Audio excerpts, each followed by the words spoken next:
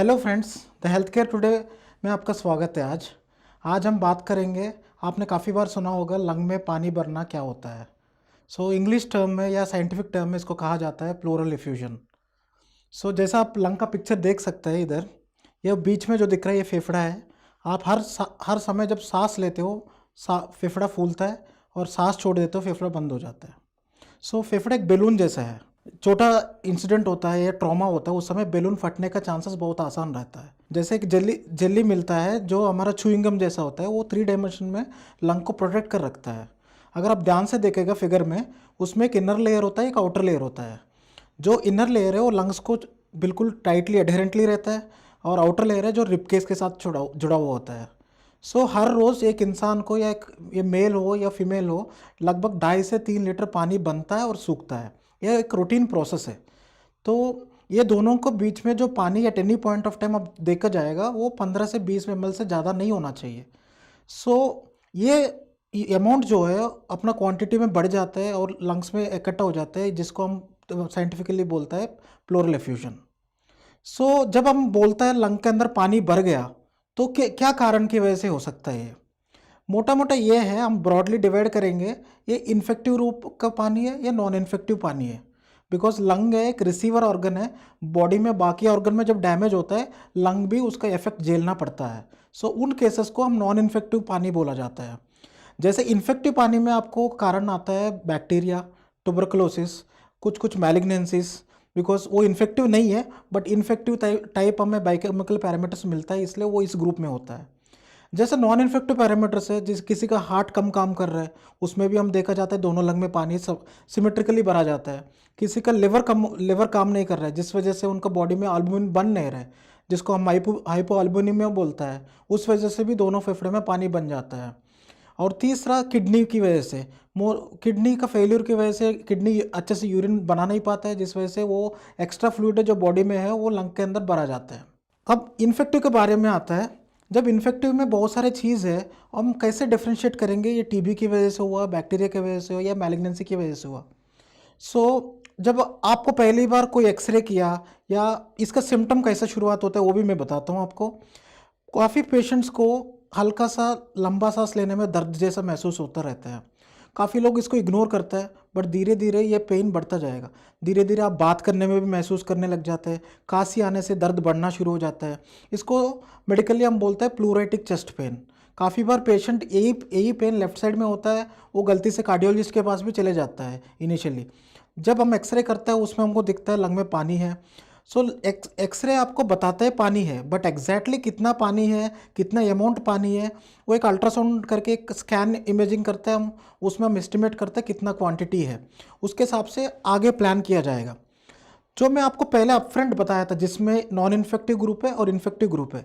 Usually जो non infective group है वो एक ही तरफ बनता है, या राइट में बनता है या लेफ्ट में बनता है। नॉन इन्फेक्टिव ग्रुप जो है उसमें क्या होता है, दोनों तरफ से सिमेट्रिकली पानी बना जाता है। कुछ कुछ एक्सेप्शंस दोनों ग्रुप में है, वो काफ़ी रेयर चीज़ है, वो हम अभी डिस्कस करेंगे नहीं। बट जो मोस्ट कॉमन चीज़ है, ये वीडियो के दौरान हम वही डिस्कस करना चाहते हैं। मैंने आपको पूछा, जब हम इन्फेक्टिव के ग्रुप डिस्कस कर रहे हैं, अगर या पानी है करके हमें पता चला, फिर हम कैसे डिफ्रेंशिएट करेंगे। सबसे पहले मैंने बोला आपको एक्सरे होगा, इसके बाद अल्ट्रासाउंड होगा, इसके बाद हमारे पास एक प्रोसीजर होता है जिसका नाम है प्लूरल टैपिंग बोलता है, या कुछ और जगह पे प्लूरोसेंटेसिस के नाम से बोला जाता है। इसमें क्या होता है, हम पेशेंट को कंसेंट लेने के बाद एक जिस एरिया से आप निकालना चाहते हो अल्ट्रासाउंड में देखेंगे, जहाँ से पानी इजीली अप्रोचेबल हो सकता है, उस एरिया में हल्का सा एनेस्थीसिया दिया जाएगा और उधर से एक छोटा सा सिरिंज डाल के पानी निकालेंगे। काफ़ी बार हम ये करते हैं, एक बार हम ऑलरेडी टैप कर रहे तो जितना पानी अंदर अवेलेबल है उतना निकालेंगे, सो दैट पेशेंट को अगर कोई ब्रेथलेसनेस है, कुछ और प्रॉब्लम है, उससे इमीडिएट रिलीफ मिला जाएगा। बिकॉज डायग्राम में जैसा आपने देखा है, उसमें जैसे पानी भरेगा लंग को खुलने का जगह कम मिलेगा, लंग ज़्यादा ऑक्सीजन दे नहीं पाएगा, जिस वजह से आपको सांस फूलेगा।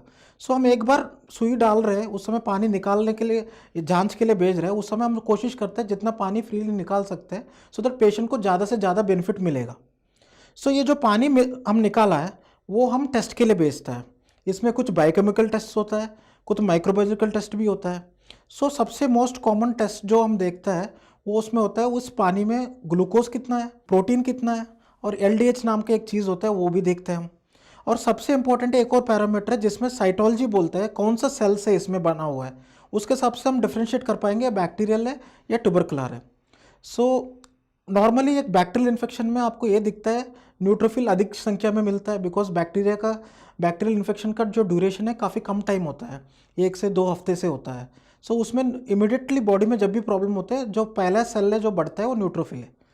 जैसे टीबी जैसा बीमारी हम सस्पेक्ट कर रहे हैं अगर, उसमें थोड़ा सा पेशेंट का जो सिम्टम्स है वो 4 हफ्ते 3 हफ्ते से लंबा होता है, जिससे वो बोलता है हल्का हल्का हल्का मेरे को भूख भी कम लग रहा है और मेरा वजन भी घटा है। सो इस सिनेरियो में आपको जब साइटोलॉजी देखोगे उसमें लिम्फोसाइट्स मिलेगा। और काफ़ी बार ट्यूबरकुलोसिस अब जल्दी में आपने पकड़ लिया, उस समय 2 हफ्ते के अंदर आपको पानी निकाल के जांच के उसमें आपको न्यूट्रोफिल मिल सकता है। उस किनारे में आपको एक और इन्वेस्टिगेशन है जो हम बेचते हैं, एडीए के नाम से होता है, एडिनोसिन डीएमइनेज एक्टिविटी बोलता है इसको।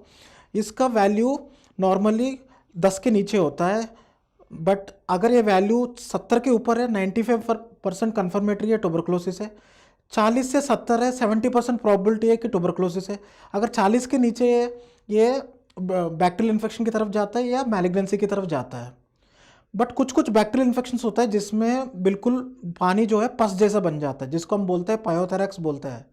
सो उस केसेस में एडीए वैल्यू काफ़ी बढ़ के आता है। जैसे मैंने बोला है जिस केसेस में पस बढ़ा जाता है उसमें एडीए बढ़ जाता है। और एक एलडीएच करके जो चीज़ मैंने देखा है वो भी काफ़ी हज़ारों में वैल्यू चले जाते हैं, और ग्लूकोज जो है वो नीचे बिल्कुल नीचे गिर जाता है। ऐसा सिनेरियो में जब आता है, जब पस बन जाता है, उस समय हम पेशेंट को तुरंत बोलता है एक हल्की सी छोटी सी नलकी लगाना पड़ेगा, जिससे ये जो पस है सारी ड्रेन हो जाएगा, सो दैट पेशेंट जल्दी से जल्दी रिलीफ मिलेगा।